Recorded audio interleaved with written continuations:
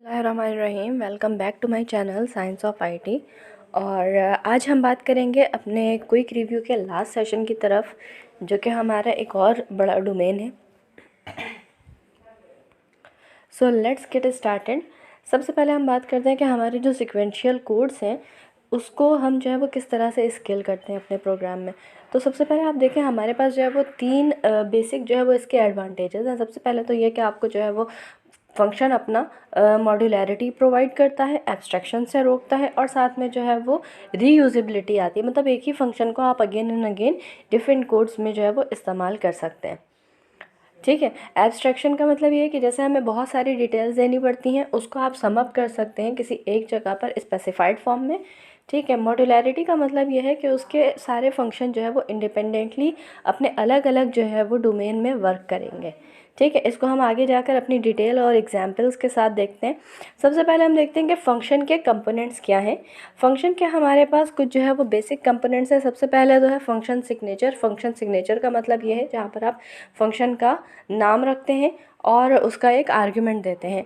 तो आपने जो है वो फंक्शन में दो चीज़ें प्रोवाइड करनी होती है, फंक्शन का नेम और फंक्शन का आर्ग्यूमेंट। आर्ग्यूमेंट जो है वो आपके पास एक ऑप्शनल एलिमेंट है, ज़रूरी नहीं है कि आप आर्ग्यूमेंट जो है वो प्रोवाइड करें, अलबत्ता नेम प्रोवाइड करना ज़रूरी है। इसके अलावा जो कीवर्ड है DEF, जिससे आप जो है वो फंक्शन को डिफ़ाइन करते हैं, वो आपने ज़रूर मेंशन करना होता है। ठीक है। फिर आपके पास है डॉक स्ट्रिंग। डॉक स्ट्रिंग भी आपके पास ऑप्शनल वो है, स्टेटमेंट है। ये एक वो है, एक सिंपल एक स्टेटमेंट है जो कि आप अपने फंक्शन को मतलब डिफ़ाइन करने के लिए या फंक्शन के बारे में कुछ बताने के लिए इस्तेमाल करते हैं। इसका एक्चुअली मैथमेटिकली अगर हम देखें तो इसका कोई काम नहीं होता, बस सिर्फ और सिर्फ ये होता है कि जनाब ये आपको बताता है जब भी वो फंक्शन रन होगा तो वो आपको बताएगा उस फंक्शन के बारे में कि वो फंक्शन किस चीज़ के लिए आपने डिफ़ाइन किया है। तो ये डॉक स्ट्रिंग जो है ये आप खुद से सेट करते हैं। ठीक है। अब हम बात करते हैं फंक्शन के बॉडी की। फंक्शन के बॉडी में आपको अपने मतलब रिक्वायर्ड टास्क के हिसाब से आप उसकी चीज़ों को अलाइन करते हैं। लाइक आपने उसमें फॉर लूप इस्तेमाल करना है, आपने उसमें जो है वो इफ़ इस्तेमाल करना है, वॉट एवर जो भी आपकी रिक्वायर्ड जो है वो टास्क है, आप उसके हिसाब से उसकी बॉडी को क्रिएट करते हैं। ठीक है। फिर लास्ट में जो है वो फंक्शन की रिटर्न स्टेटमेंट है। रिटर्न स्टेटमेंट ज़्यादातर हम उस वक्त इस्तेमाल करते हैं जब हमें फंक्शन को क्लोज़ करना हो। ठीक है। तो फंक्शन को क्लोज़ करने के लिए हम यहाँ पर लास्टली जो है वो एक रिटर्न स्टेटमेंट देते हैं। अच्छा, ज़रूरी नहीं है कि आप रिटर्न स्टेटमेंट बिल्कुल इसेंशियल है कि आप दें, ये भी एक ऑप्शनल एलिमेंट है। ठीक है। अब यहाँ पर आप देखें, एक जो है वो सिंटेक्स के तौर पर मैंने यहाँ पर मेंशन किया है DEF है, फिर फंक्शन नेम है। DEF तो वो कीवर्ड है जो कि आपने इस्तेमाल करना है, अदरवाइज़ पाइथन जो है वो रिकॉग्नाइज ही नहीं करेगा कि ये फंक्शन डिफ़ाइन किया है आपने। ठीक है। फिर आपने फंक्शन का नेम लिखना है, फिर अपने जो है वो पैरेंथेसिस के अंदर उसका आर्ग्यूमेंट पास करना है। उसके नीचे आप डालते हैं अपना डॉक स्ट्रिंग और फिर उसकी बाकी रिमेनिंग बॉडी और फिर रिटर्न का स्टेटमेंट लिखा जाता है। अब हम आगे देखते हैं अपने आर्ग्यूमेंट्स को। यहाँ पर देखिए, यहाँ पर तीन जो है वो मेरे पास एक अदद एग्जाम्पल मैं आपको यहाँ पर प्रेजेंट करना चाह रही हूँ। ये तीन डिफरेंट एग्जाम्पल्स हैं। सबसे पहली जो एग्जाम्पल लेफ्ट साइड पर है उसमें मैं आपको ये बताना चाह रही हूँ कि जनाब मैंने एक फ़ंक्शन, एक सिंगल आर्ग्यूमेंट और सिंगल फंक्शन नेम के साथ जो है वो इस्तेमाल किया है। यहाँ पर आप देखें DEF my function is the name and F name is the argument which I am passing in the function my function. ठीक है। और फिर जो है ये प्रिंट की स्टेटमेंट है। फिर जब मैं इस फंक्शन को कॉल करूँगी, कॉल करने का तरीका क्या होता है कि आपने फंक्शन का नेम लिखना होता है और उसको कोई आर्ग्यूमेंट पास करना होता है। ठीक है। तो मैंने यहाँ पर नीचे जब माई फंक्शन लिखा और उसको आर्ग्यूमेंट पास किया रेड, तो ये क्या होगा कि ये माई फंक्शन में जो रेड का आर्ग्यूमेंट जो मैंने पास किया है वो उसी फंक्शन के आर्ग्यूमेंट के तौर पर इस्तेमाल किया जाएगा और जो है वो मुझे आंसर में या कुछ भी आउटपुट में शो करेगा। ठीक है। अब मैं आती हूँ अपने दूसरे फंक्शन की तरफ जो कि मेरे पास राइट हैंड पर है। राइट हैंड पर अगर मैं टॉप मोस्ट फंक्शन को देखूँ तो यहाँ पर फंक्शन के अंदर मैंने एक और चीज़ रखी है कि आर्ग्यूमेंट में मैंने अपना एक फिक्स्ड पैरामीटर रखा है। ठीक है। ये फिक्स्ड पैरामीटर उस वक्त वर्क करेगा जब मैं अपने फंक्शन के साथ कोई भी आर्ग्यूमेंट पास नहीं करूँगी। ठीक है। जैसे यहाँ पर तीन अदद ऑप्शन है। माई फंक्शन के साथ जो है मैंने कराची लिखा है, लाहौर लिखा है और तीसरे में मैंने कुछ भी नहीं लिखा है। ठीक है। तो क्या होगा, आई एम फ्रॉम के साथ पहले जो है वो फंक्शन में मैंने कराची पास किया तो ये कराची प्रिंट हो जाएगा। ठीक है। सेकंड मैंने फंक्शन में लाहौर पास किया तो सेकंड में लाहौर जो है वो पुट हो जाएगा। और थर्ड में मैंने कुछ भी पास नहीं किया, दैट मीन्स कि जो मेरा फिक्स्ड पैरामीटर है जो कि मैंने अपने आर्ग्यूमेंट के तौर पर फिक्स करके रखा है वो पैरामीटर यहाँ पर प्रिंट हो जाएगा, क्योंकि मैंने अपनी तरफ से कोई भी अपना आर्ग्यूमेंट पेश नहीं किया है। ठीक है, बिल्कुल इसी तरह से अब हम तीसरे फंक्शन को देखते हैं। यहाँ पर भी मेरे पास है माई फंक्शन। तो यहाँ पर मैं ये दिखाना चाह रही हूँ कि जनाब आप एक फ़ंक्शन में एक से ज़्यादा आर्ग्यूमेंट्स इस्तेमाल कर सकते हैं। बस आपने याद ये रखना है कि जनाब जब आप एक से ज़्यादा आर्ग्यूमेंट्स को इस्तेमाल करेंगे तो फिर आप जब भी उस फंक्शन को कॉल करेंगे आपको उतने ही आर्ग्यूमेंट्स देने होंगे। ठीक है, अब हम देखते हैं डॉक स्ट्रिंग। डॉक स्ट्रिंग है, जैसे यहाँ पर आप देख सकते हैं कि जनाब ये एक डॉक्यूमेंटेशन का फंक्शन है। यहाँ पर जो है वो मैंने एग्जांपल में लिखा है, यहाँ पर return the circumference of circle. ये जो पूरी स्टेटमेंट है ये है मेरी डॉक स्ट्रिंग। इसको हमेशा ट्रिपल कोटेशन मार्क के साथ इस्तेमाल किया जाता है। इसका सिर्फ और सिर्फ फंक्शन यही है कि आप इसे जो है वो डिफ़ाइन करते हैं फंक्शन के रिगार्डिंग कोई भी बात, कोई भी चीज़ जो कि आप डिफ़ाइन करना चाहें। ठीक है, अब हम बात करते हैं अपने हेल्प फंक्शन की। अगर कोई फंक्शन मैंने डिफ़ाइन किया है और उसकी रिगार्डिंग मुझे हेल्प चाहिए तो मैं हेल्प लिख कर जो है वो उसे कर सकती हूँ। जैसे मैंने पीछे सर्किल डिफ़ाइन किया था और यहाँ पर मैं हेल्प सर्किल लिख रही हूँ, तो ये सर्किल के रिगार्डिंग जो भी इसके पास इन्फॉर्मेशन होगी वो ये सारी इन्फॉर्मेशन पाइथन जो है वो मुझे रिटर्न कर देगा। और इसके अलावा हम हेल्प के फंक्शन को इस्तेमाल कर सकते हैं किसी भी बिल्ट इन फंक्शन को चेकआउट करने के लिए। लाइक मैंने यहाँ पर हेल्प के साथ प्रिंट इस्तेमाल किया, हेल्प के साथ इंटीजर इस्तेमाल किया। ठीक है, ये सारी चीज़ें जो है वो आपको आप आराम से जो है वो आइडियली में परफॉर्म कर सकते हैं। आप पाइथन के किसी भी वर्जन में कर सकते हैं, ये सारी चीज़ें सपोर्टेड होंगी। ठीक है, अब बात करते हैं पाइथन स्कोप की। What is Python scope? Python scope actually ये बताता है कि आपने जो भी अपने वेरिएबल्स असाइन किए हैं वो कौन से डोमेन में हैं। ठीक है, लाइक अगर मैं कोई फंक्शन या कोई वेरिएबल डिफ़ाइन करती हूँ लोकल डोमेन में, तो वो लोकल डोमेन का एक्स मेरे इनक्लोज डोमेन के एक्स से कभी भी मतलब वो नहीं होगा, क्रॉस नहीं होगा, और ये लोकल डोमेन वाला एक्स लोकल डोमेन में वर्क करेगा। इसी तरह से इनक्लोज डोमेन में जो है हमारे पास वो इनक्लोज डोमेन में करेगा। फिर इसी तरह से ग्लोबल स्कोप में जो है वो ग्लोबल स्कोप में वर्क करेगा। ठीक है, और इस तरह से मैं क्या कर सकती हूँ कि मैं एक सिंगल नेम के 3 अलग अलग जो है वो वैल्यूज़ या वेरिएबल्स को असाइन कर सकती हूँ 3 अलग अलग डोमेन में, जो कि एक दूसरे से इंटरलिंक बिल्कुल भी नहीं होंगे। ठीक है, तो ये इसका फ़ायदा है। लेकिन अब होता क्या है, लेट सपोज़ कि अगर मैंने जो है वो लोकल डोमेन में कोई अपना वेरिएबल डिफ़ाइन नहीं किया, लेट सपोज़ कि मैंने एक्स डिफ़ाइन करना था बट मैंने नहीं किया। ठीक है, तो क्या होगा कि वो सबसे पहले पाइथन इंटरप्रेटर जब वर्क करेगा वो सबसे पहले सर्च आउट करेगा कि either the value of x is present in local domain और नॉट। तो अगर उसको लोकल स्कोप में नहीं मिलता तो फिर वो क्या करेगा, वो इनक्लोज स्कोप में चेक करेगा। इनक्लोज में भी अगर वो नहीं मिलता है तो फिर वो जाएगा ग्लोबल स्कोप में चेक करने, और अगर वहाँ भी उसे वो वेरिएबल नहीं मिलता है तो फिर वो बिल्ट इन पाइथन के जो फंक्शंस हैं वो उसमें चेक करेगा। अगर उसमें वहाँ पर आपको इन सारे स्टेप्स में अगर वो वेरिएबल रिक्वायर्ड वेरिएबल जो कि आपने रन किया है वो अगर आपको मिल जाता है तो फिर वो उसे यूज़ कर लेगा अपने डिफाइंड प्रोग्राम जो भी आपने किया है। लेकिन अगर ऐसा नहीं होता और उसे कोई भी वेरिएबल उस नेम का नहीं मिलता तो फिर वो आपको ट्रैक बैक एरर शो कर देगा। ये बिल्कुल इसी तरह से है कि जनाब हम यहाँ पर जो है वो देखते हैं कि जनाब हमारा कौन सा स्कोप कौन सी जगह पर डिफ़ाइंड है। तो अगर मैं लोकल स्कोप की बात करूँ तो ये हमेशा मैं फंक्शन के अंदर डिफ़ाइन करती हूँ। इनक्लोज का मतलब क्या है, वो फंक्शन जहाँ पर डिफ़ाइन हुआ है ना वो जगह इनक्लोज है। अब ज़रूरी नहीं है कि वो फंक्शन जो है वो किसी और फंक्शन के अंदर ही डिफ़ाइन हुआ हो सकता है कि वो फंक्शन किसी और लूप के अंदर डिफ़ाइन हुआ, या हो सकता है किसी और लूप में नहीं, सिर्फ डायरेक्टली मेन नेम स्पेस में डिफ़ाइन हुआ, यानी कि ग्लोबल मॉड्यूल में डिफ़ाइन हुआ हो।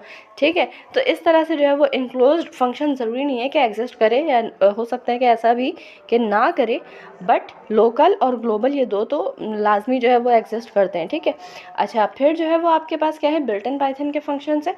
तो ये जो बिल्ट इन फंक्शंस हैं ये पाइथन के अपने इंटरप्रेटर के पास या अपनी जो इसकी लाइब्रेरी है उसके पास ये सारे फंक्शंस जो है वो मौजूद होते हैं, और अगर यहाँ पर ना हो तो फिर ये आपको एरर शो कर देता है।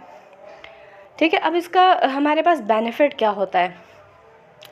इसका जो सबसे बड़ा एडवांटेज है इन लोकल स्कूप्स का, ये जो पाइथन के हमारे स्कूप्स हैं उनका जो मेजर एडवांटेज है वो हमारे पास क्या है कि आपका फंक्शन इंडिपेंडेंट हो जाता है। लाइक अगर मैं ग्लोबल डोमेन में कोई फंक्शन डिफ़ाइन कर रही हूँ और मुझे जो है वो कोई वैल्यू चाहिए, ठीक है, तो मैं सबसे पहले उसे जो है वो स्टेप बाय स्टेप, मुझे पता है कि स्टेप बाय स्टेप जो है वो वेरिएबल को सर्च किया जाएगा।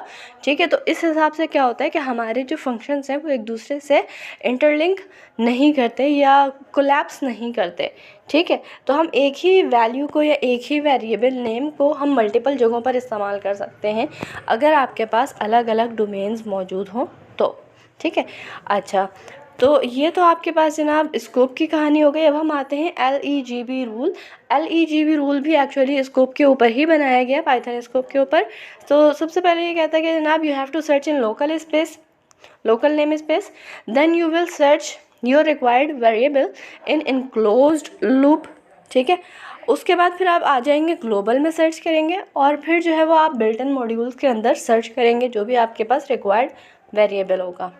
ठीक है, तो ये जो है ये एक्चुअली पाइथन इंटरप्रेटर का फंक्शन है जिसको हमने LGB रूल बना दिया है, और बिल्ट इन मॉड्यूल में जो है वो ऑटोमेटिकली तमाम चीज़ें सर्च कर दी जाती हैं अगर वो ग्लोबल डोमेन में ना पाया जाए। लेट्स गेट स्टार्टेड विथ एक मतलब हम एक कंसाइज एग्जाम्पल को देखते हैं। यहाँ पर आप देखें कि मैंने एक अदद फंक्शन इस्तेमाल किया है जनाब डिफाइन एफ। ये जो डिफाइन एफ है, ये जो रेड वाली जितनी भी चीज़ें दिख रही हैं आपको, ये हैं ग्लोबल नेम स्पेस में। ठीक है, और फंक्शन के अंदर जो भी चीज़ें या जो भी आर्गुमेंट या जो भी कहानी मैं डिफ़ाइन करती हूँ वो सारी आती हैं लोकल नेम स्पेस में।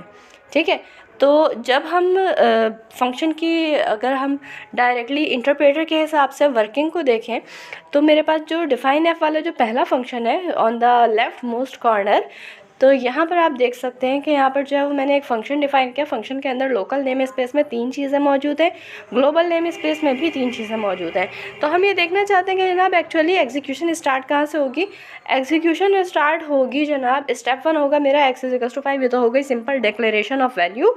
उसके बाद हम आते हैं एफ है जो कि मैंने यानी फ़ंक्शन को कॉल किया है, कोई आर्ग्यूमेंट नहीं दिया।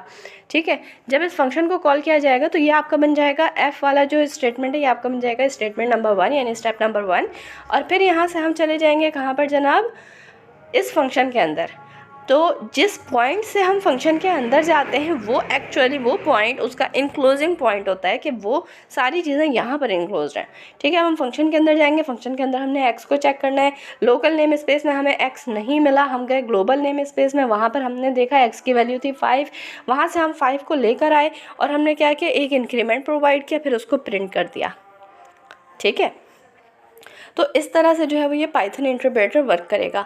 अच्छा, लोकल नेम स्पेस में यहाँ पर मेरे पास एक अदद वैल्यू मौजूद है, दैट इज़ x=1। मैंने उसको क्या किया, इंक्रीमेंट किया, उसे प्रिंट कर दिया, तो वो लोकल नेम स्पेस की चीज़ डायरेक्टली प्रिंट हो गई। ठीक है, ग्लोबल नेम स्पेस वाला जो 5 था यानी x=5 जो था उसका कोई काम नहीं हुआ। लेकिन जब मैं ये फंक्शन क्लोज करके यानी पूरी वर्किंग लोकल नेम स्पेस की ख़त्म करके जब मैं बाहर आती हूँ अपनी इनक्लोज पोजीशन पर और उसके नीचे जाती हूँ मज़ीद अपने प्रोग्राम को रन करने के लिए, तो वहाँ पर मुझे दिखता है प्रिंट एक्स।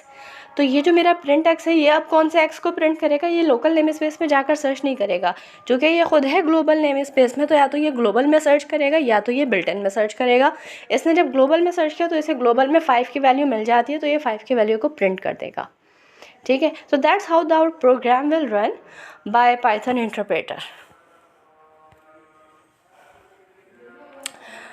ठीक है, बिल्कुल इसी तरह से यहाँ पर भी आपके पास एक अदद एग्जाम्पल है कि हम जो है वो एक्स को ग्लोबल का कीवर्ड इस्तेमाल करते हुए हम एक्स को डिफ़ाइन कर रहे हैं लोकल नेम स्पेस में, बट वो जो लोकल नेम स्पेस में हम एक्स को डिफ़ाइन कर रहे हैं वो ग्लोबली जा रहा है। ठीक है, तो अगर आपको ऐसा करना हो कि जैसे मैं कोई फंक्शन लिख रही हूँ और उसके बीच में मुझे एक वैल्यू डिफ़ाइन करनी है, बट मैं ये चाह रही हूँ कि वो ग्लोबली डिफ़ाइंड हो जाए, तो मैं उसके लिए ग्लोबल का कीवर्ड इस्तेमाल करती हूँ।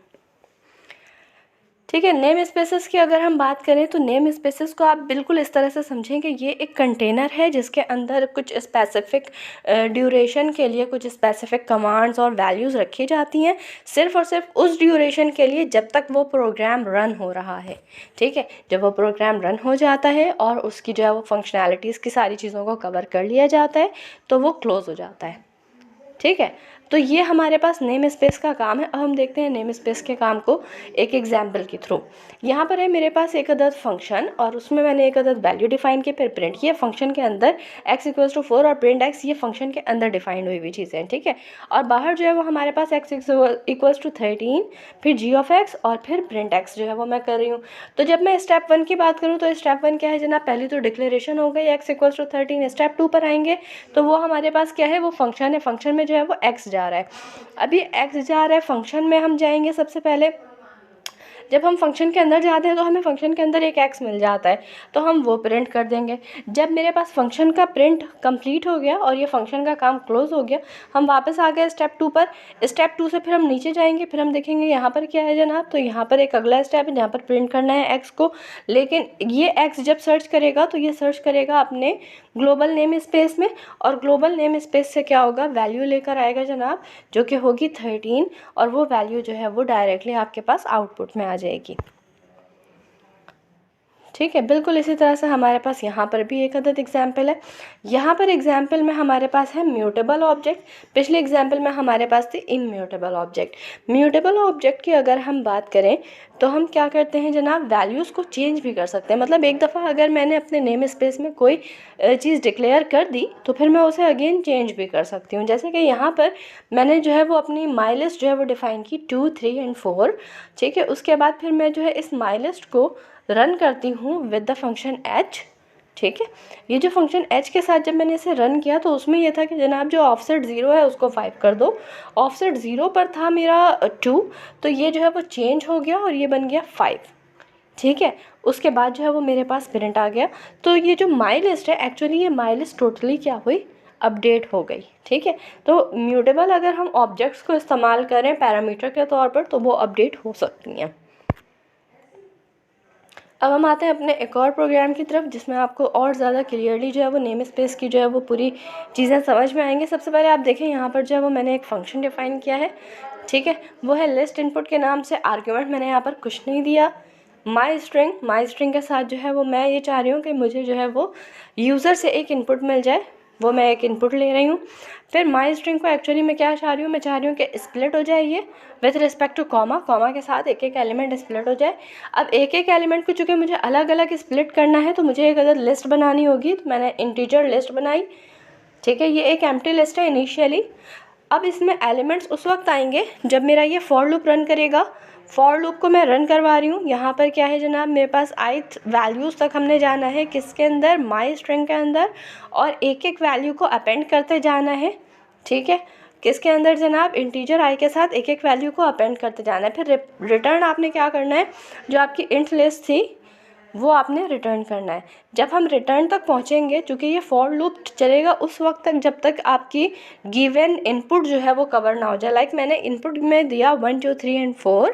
ठीक है, तो ये 1, 2, 3, 4 जो है वो स्प्लिट हो गया विद रिस्पेक्ट टू कॉमा, और ये जो है वो एक एक करके 1 बाय 1 अपेंड हो गया किसके अंदर, मेरी लिस्ट के अंदर, जो कि थी इंट लिस्ट। तो जब मुझे ये रिटर्न के फंक्शन के साथ इंट लिस्ट मिलेगा तो वो क्या मिलेगा मुझे, वो मुझे पूरी एक लिस्ट बना कर दिया जाएगा। ठीक है, तो ये मेरे पास जो है वो एक फंक्शन है जिसमें मैं वैल्यू को इंटीजर से लेकर लिस्ट में कन्वर्ट कर रही हूँ। ठीक है, अब हम यहाँ पर एक और एग्जांपल देखते हैं। यहाँ पर हम जो है वो ट्रेस करना चाह रहे हैं कोड्स को।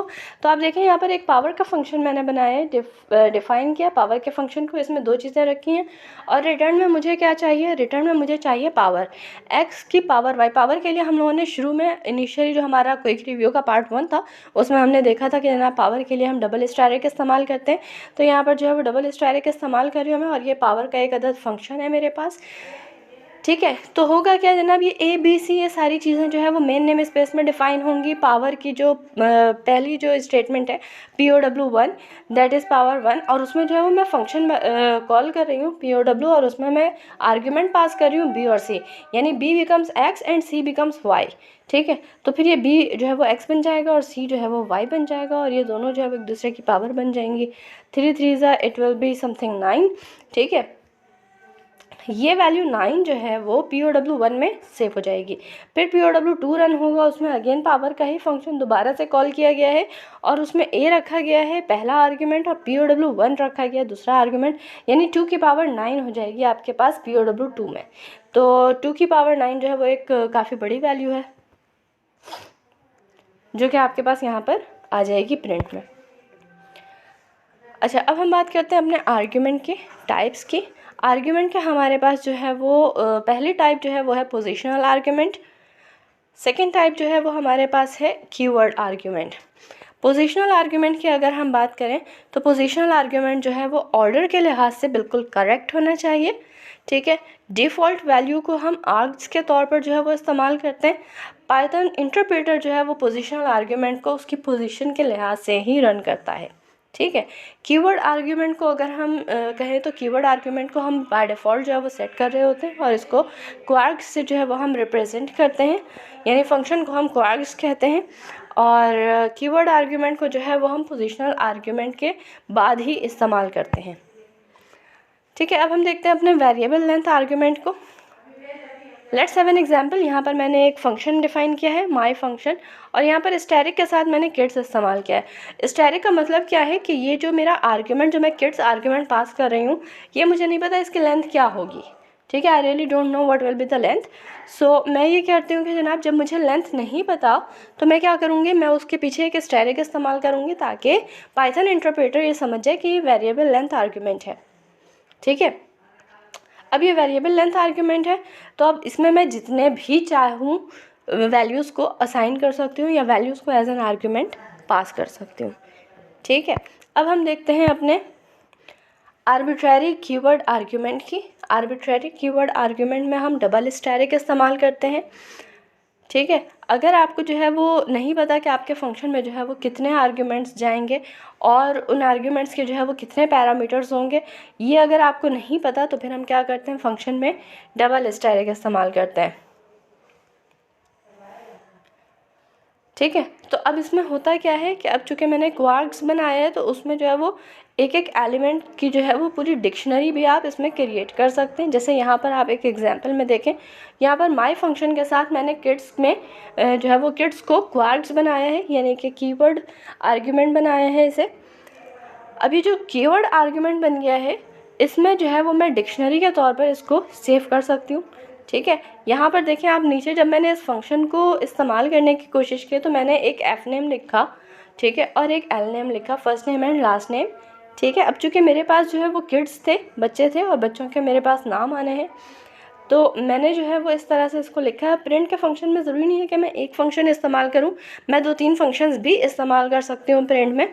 तो यहाँ पर क्या होगा, जब भी मैं इस फंक्शन को कॉल करूँगी तो कॉल करने के दौरान मैं उसको फर्स्ट नेम, लास्ट नेम या मल्टीपल जो है वो इसके आर्ग्यूमेंट्स के साथ मैं इसकी वैल्यूज़ को ले सकती हूँ और ये उन वैल्यूज़ के ऊपर जो है वो एक अदर डिक्शनरी क्रिएट पूरी हमें जो है वो करके देगा, ठीक है। तो ये हमारे पास बेसिक डिफरेंस था वेरिएबल लेंथ आर्ग्यूमेंट्स में और आर्बिट्ररी कीवर्ड आर्ग्यूमेंट्स में।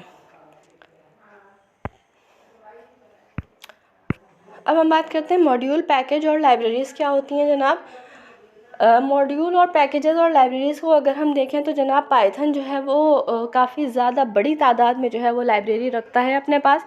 अप्रॉक्सीमेटली 1,37,000 जो है वो पाइथन की लाइब्रेरीज़ मौजूद है, ठीक है। अच्छा, मॉड्यूल जो है वो लाइब्रेरी का एक छोटा कलेक्शन होता है जो कि आप डायरेक्टली डाउनलोड करके उसमें फैचअप भी कर सकते हैं, ठीक है। पाइथन मॉड्यूल में जो भी चीज़ें सेव होती हैं वो .py के फंक्शन के साथ सेव होती हैं या .py की एक्सटेंशन उसमें इस्तेमाल की जाती है।